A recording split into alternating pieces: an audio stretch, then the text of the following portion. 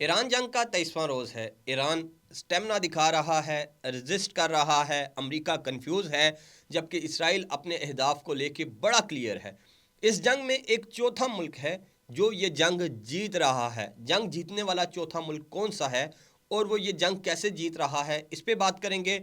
इसके अलावा मैं आपको बताऊंगा कि अमेरिका 23 रोज़ गुजर चुके, अब तक कंफ्यूज क्यों है, और इसराइल जिन अहदाफ को सेट करके घर से निकला था, इसराइल उन अहदाफ को कैसे कामयाबी से हासिल करता जा रहा है, इस पर तफसील से बात करूंगा। इसके अलावा अमरीकी सेनेटर ने पाकिस्तान पे कुछ इल्ज़ामात लगाए हैं और पाकिस्तान के मिसाइल प्रोग्राम को अमरीका के लिए ख़तरा करार दिया है।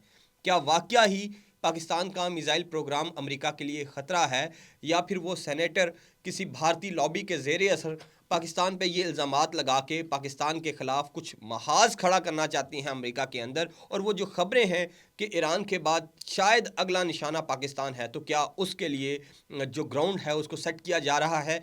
अमेरिका परेशान है, हैरान है और सरप्राइज्ड है, और उस सरप्राइज़ की वजह से अब अमेरिका कंफ्यूज है। ऑपरेशन एपिक फरी जिसको ख़त्म हो जाना था स्पीड के साथ, वो ऑपरेशन अब 3 हफ्तों के बावजूद भी ख़त्म नहीं हो पाया। और उसकी एक निशानी ये भी है कि ट्रंप ने 31 मार्च को अपना चीन का जो दौरा शेड्यूल किया था, उस दौरे को पोस्टपोन किया जा रहा है। ट्रंप अपने अहदाफ को वक्त से पहले हासिल नहीं कर पाए, और यही वजह है कि अब वो अपने शेड्यूल को चेंज कर रहे हैं। ट्रंप ने कांग्रेस से 200 बिलियन डॉलर मांग लिए हैं, जबकि ये कहा जा रहा था कि इस जंग में अमेरिका का 10 बिलियन डॉलर, 20 बिलियन डॉलर और 50 बिलियन डॉलर नुकसान हुआ है। अब जब ट्रंप इंतज़ामिया ने 200 बिलियन डॉलर मांगे हैं, तो इससे वाज़ह होता है कि अमेरिका का नुकसान कहीं ज़्यादा है और अमेरिका माशी तौर पे एक बड़े जंजाल में फंस चुका है इस जंग को लेके। और क्या अमेरिकन टैक्स पेयर अपना पैसा इसराइल की जंग में झोंकने को तैयार है, इस पर बात करेंगे। इसके अलावा भारत में एलपीजी शॉर्टेज संगीन सूरत हाल अख्तियार कर चुकी है और इस वक्त भारतीय सरकार मुश्किल में आ चुकी है। वो जंग जो ईरान, अमेरिका और इसराइल लड़ रहे हैं, वो जंग जिसमें गल्फ ममालिक भी शामिल हैं, उस जंग के जो नुकसानात हैं, वो जंग आप यूं कहें कि मोदी के दरवाजे पे पहुंच चुकी है और मोदी के घर में इस वक्त सूरत हाल कशीदा है। इसके अलावा ईरान में फ़ौजें उतारने की बात की जा रही है। क्या अमेरिका ईरान में फ़ौजें उतारेगा? क्या वो ये ख़तरा मोल ले सकता है? और फ़ौजें उतारने के लिए ईरान के किस इलाके को मुंतखब किया जा रहा है और ईरान का उसके लिए क्या प्लान है, इन तमाम खबरों पर डिस्कस करेंगे। आप देख रहे हैं अनफोल्ड पाकिस्तान और मैं हूं यासिर जराल। सबसे पहले बात करेंगे ईरान की। ईरान ने 23 रोज़ा जंग में ये साबित कर दिया कि ईरान के पास ये कुव्वत, ये हिकमत अमली और ये ताकत मौजूद है कि वो सुपर पावर का मुकाबला कर सके। इसराइल और अमेरिका ने जिस जंग को 4 दिनों में ख़त्म करना था, वो जंग अब चौथे हफ्ते में दाखिल हो चुकी है, और ये जंग कब ख़त्म होगी इसका किसी को कोई अंदाज़ा नहीं। इसका आप इस बात से भी अंदाज़ा लगा सकते हैं कि ट्रंप ने अपना दौरा शेड्यूल किया था चीन के लिए 31 मार्च को, और उनको ये लगता था कि 31 मार्च से पहले पहले वो ईरान का मामला निपटा कर इस काबिल हो जाएंगे कि वो जाके चीन के साथ बातचीत कर सकें। क्योंकि ईरान के पीछे एक मकसद ये भी बताया जा रहा था कि वेनेजुएला के बाद ईरान को काबू करके चीन की एनर्जी सप्लाई को काबू किया जाएगा। और ट्रंप ये चाहते होंगे कि जब वो चीन की एनर्जी सप्लाई पे पूरा कंट्रोल हासिल कर चुके हों, तो उसके बाद वो चीन का दौरा करें और फिर वो इस पोजीशन में होंगे कि चीन को अपनी जो उनकी मर्ज़ी है उसके मुताबिक उसको तैयार कर सकें, मना सकें। लेकिन ट्रंप इस प्रोग्राम में मुकम्मल तौर पे फेल हो चुके हैं, क्योंकि ऑपरेशन एपिक फरी के वो नताइज नहीं निकले जो ट्रंप चाहते थे। ट्रंप ने अपनी आवाम को बताया कि ईरान पे हमला करने लगे हैं क्योंकि ईरान न्यूक्लियर बना रहा है, गलत साबित हो गया। ट्रंप ने यह कहा कि ईरान पे हमला कर रहे हैं क्योंकि ईरान अपने मिसाइल जो कैपेबिलिटी है उससे अमेरिका के लिए ख़तरा बनता जा रहा है। ट्रंप ने यह बताया अपने लोगों को कि ईरान अपने लोगों को मार रहा है, जबकि खुद ट्रंप ने 8,000 से ज़ायद हमले करके बहुत सारे सिविलियंस को ईरान के अंदर कत्ल किया और 160 बच्चियां जिनको पहले ही हमले में मार दिया। तो वो इस बात की तरदीद करती हैं कि ट्रंप को ईरानियों से कोई मोहब्बत है, कोई लगाव है। और ट्रंप अब तक ईरान पे हमला करने की जितनी भी वजूहात बता चुके हैं, वो तमाम वजूहात अमेरिकन पब्लिक ऑन करने को तैयार नहीं है। ट्रंप ने यह कहा कि हमने ईरान पे हमला इसलिए किया क्योंकि ईरान हम पे हमला करने जा रहा था। जब उनसे इस बारे में तफसील जानी गई तो ट्रंप इंतज़ामिया इस पे भी कोई खातर खा जवाब नहीं दे सकी, और अब ट्रंप ने 200 बिलियन डॉलर मांग लिए हैं कि जंग पे खर्चे आ रहे हैं, अखराजात हो रहे हैं, हमें $200 बिलियन दिए जाएं, और ट्रंप इंतज़ामिया को क्या अमेरिकी कांग्रेस ये $200 बिलियन देगी, और इसके ऊपर ही जंग का फ्यूचर मुनहसर है। अगर ये $200 बिलियन मिलते हैं ट्रंप इंतज़ामिया को, तो मुमकिन तौर पे ट्रंप फिर जो फैसला करके बैठे हैं, जो प्लानिंग करके बैठे हैं कि ईरान में अपनी फ़ौजें उतारी जाएंगी, तो उसकी तरफ वो बढ़ सकते हैं। ईरान में फ़ौजें उतारने के पीछे अमेरिका का ये प्लान है कि वो ईरान के खारक जजीरे पे अपनी फ़ौजें उतारे, जहां से ईरान के 90% तेल की एक्सपोर्ट होती है, और खारक जजीरे के साथ साथ ईरान अपनी फ़ौजें अबनाए हरमज़ को महफूज करने के लिए उतारना चाहता है। और ईरान पहले ही ये बता चुका है कि अगर अमेरिका ने अपनी फोर्सेस ईरान की सरजमीन पे उतारी, तो ईरान उन फोर्सेस से निपटने के लिए मुकम्मल तौर पे तैयार है। और क्या अमेरिका अपनी फोर्सेस ईरान में उतार के कामयाब हो पाएगा?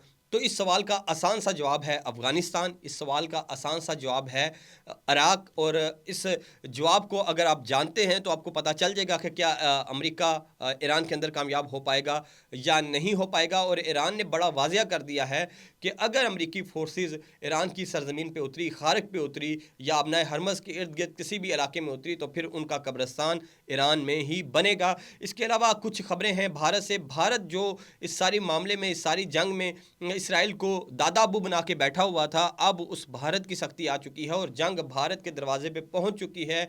और भारत के दरवाजे पे जंग इस तरह से पहुंची है कि भारत में इस वक्त एलपीजी का संगीन तरीन क्राइसिस आ चुका है, और जंग ख़त्म होने के बावजूद ये क्राइसिस ख़त्म होता हुआ नज़र नहीं आ रहा। उसकी वजह यह है कि ईरान की दुनिया की सबसे बड़ी आयल तनसीब को इसराइल ने निशाना बना दिया, कतर की आयल तनसीबात को ईरान ने निशाना बना दिया, और कतर का ये कहना है कि जंग ख़त्म होने के बाद उसकी अपनी गैस तनसीबात को, आयल तनसीबात को दोबारा से एक्टिव करने के लिए 1 माह लग सकता है। और जंग अभी जो कि दूर तक ख़त्म होती नज़र नहीं आ रही, अबनाए हरमज़ जिसकी नाकाबंदी दूर तक ख़त्म होती हुई नज़र नहीं आ रही, वो अभी बहुत दूर है। और इंडिया में गैस के ज़खायर ख़त्म हो चुके हैं, इंडियंस के पास एलपीजी ख़त्म हो चुकी है, और लंबी लंबी लाइनें लग रही हैं इंडियन आवाम की एलपीजी के हसूल के लिए। और इस वक्त मोदी सरकार मुश्किल में आ चुकी है, और मोदी सरकार से ये सवाल पूछा जा रहा है कि अगर पाकिस्तान के कंटेनर अबनाए हरमज़ से गुजर के कराची जा सकते हैं, तो फिर वो भारत जिसकी ईरान के साथ इतनी दोस्ती थी कि चाबहार पोर्ट हम इस्तेमाल कर रहे थे, वो भारत जिसके लिए वीज़े फ्री थे, उस भारत को कोई टैंकर, कोई गैस वहाँ से गुजारने की इजाज़त क्यों नहीं मिल पा रही? और अब अवाम ये भी सवाल कर रही है कि भारत इसराइल को अपना अब्बू बनाकर भारतीयों के लिए मुश्किलात खड़ी कर रहा है। और भारतीय पार्लियामेंट के अंदर भी मोदी से ये सवाल किया जा रहा है कि तुम्हें किसने इख्तियार दिया कि तुम इसराइल को हमारे अब्बू का दर्जा दो? और मोदी इस वक्त फंस चुके हैं। इसके अलावा पाकिस्तान के हवाले से खबर है, पाकिस्तान के ऊपर ये इल्ज़ाम लगाया गया है, अमेरिकी सेनेटर हैं तुलसी, उन्होंने ये कहा कि पाकिस्तान का मिसाइल प्रोग्राम अमेरिका के लिए ख़तरा है। और फिर उन्होंने कहा चीन, रशिया, ईरान और शुमाली कोरिया के साथ साथ पाकिस्तान हमारे लिए ख़तरा बनता जा रहा है। पाकिस्तान का मिसाइल प्रोग्राम, जिसका सबसे जो टेस्टेड मिसाइल है वो 2300 किलोमीटर तक जा सकता है, और पाकिस्तान ने अपना तमाम मिसाइल प्रोग्राम भारत को मद्देनज़र रख के तैयार किया। उस मिसाइल प्रोग्राम के बारे में अमेरिका परेशान है, लेकिन अमेरिका भारतीय मिसाइल प्रोग्राम के बारे में परेशान क्यों नहीं, जिनका अग्नि 6 मिसाइल 12,000 किलोमीटर तक टारगेट कर सकता है, और अमेरिका उसके लिए आसान हदफ है। इसके अलावा अग्नि 6 जो मिसाइल है, उसके अलावा भी भारत के पास ये कैपेबिलिटी मौजूद है कि वो अपनी न्यूक्लियर पावर सबमरीन्स की मदद से अमेरिका की समुद्रों में जाके वहाँ से मिसाइल लॉन्च कर सकते हैं और अमेरिका को निशाना बना सकते हैं। लेकिन अमेरिका भारतीय मिसाइल प्रोग्राम को, जो आईसीबीएम बना चुका है, उसको अपने लिए ख़तरा नहीं समझता, और पाकिस्तान के मिसाइल प्रोग्राम को अपने लिए ख़तरा करार दे रहा है। ये इस बात की तरफ इशारा है कि वो जो थ्योरी है कि ईरान के बाद अगला निशाना पाकिस्तान है, तो क्या पाकिस्तान के खिलाफ ग्राउंड क्लियर करने के लिए, पाकिस्तान के खिलाफ एक ग्राउंड बनाने के लिए इस तरह की बातें की जा रही हैं, और भारतीय लॉबी इसके पीछे नज़र आती है, जो अमेरिकी सेनेटर्स को इस्तेमाल करके ये सब करवा रही है, क्योंकि इन अमेरिकी सेनेटर्स ऑलवेज़ फॉर सेल होते हैं। उसकी एक एग्जांपल इसराइल है कि इसराइल अमेरिकी सेनेटर्स को ख़रीदता है, माहौल बनाता है, और अमेरिकी सदूर को मजबूर करता है कि वो इसराइली जो मफाद है उनके लिए काम करें। और इस जंग में मैंने आपको बताया था कि एक मुल्क जो है वो जीतता हुआ नज़र आ रहा है, और एक मुल्क अपने अहदाफ पूरे करता हुआ नज़र आ रहा है। इसराइल अपने अहदाफ इसलिए पूरे कर रहा है कि इसराइल का एक मकसद था कि मिडल ईस्ट को डिस्टेबलाइज़ किया जाए, और वो कर पा रहा है।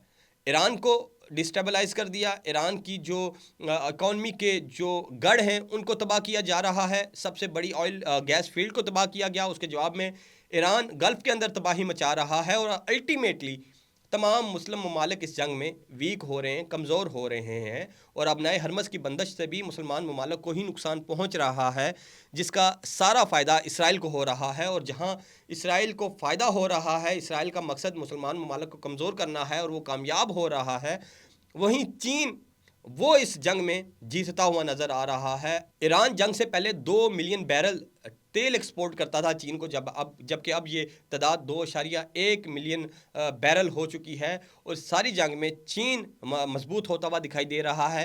इस जंग का फ़ायदा उठा के चीन ने ताइवान का मुहासरा कर लिया है। इस जंग का फ़ायदा उठा के चीन अपनी इकॉनमी को मज़ीद तगड़ा कर रहा है। जहां यूरोप अमेरिका की इकॉनमी डूब रही है, $200 बिलियन तक अमेरिका को खर्च करना पड़ रहा है इस जंग पे। अपने जदीद तरीन जो असला है उसके ज़हीरे हैं वो कम होते जा रहे हैं। दुनिया में जो ऑयल के स्ट्रेटेजिक रिजर्व्स हैं वो कम होते जा रहे हैं। तो ऐसी सूरत में चीन अपना सब कुछ बचा के बैठा है, चीन अपनी इकॉनमी बचा के बैठा है, चीन अपने वेपन्स बचा के बैठा है, चीन अपने स्ट्रेटेजिक रिजर्व्स बचा के बैठा है और चीन उस मुल्क के गिर्द घेरा तंग करके बैठा है जिसको अब तक अमेरिका ने बचाया हुआ था। ये थी अब तक की तफसीलात। वीडियो अच्छी लगी तो चैनल को सब्सक्राइब कीजिए। मुझे इजाज़त दीजिए। अल्लाह हाफिज़।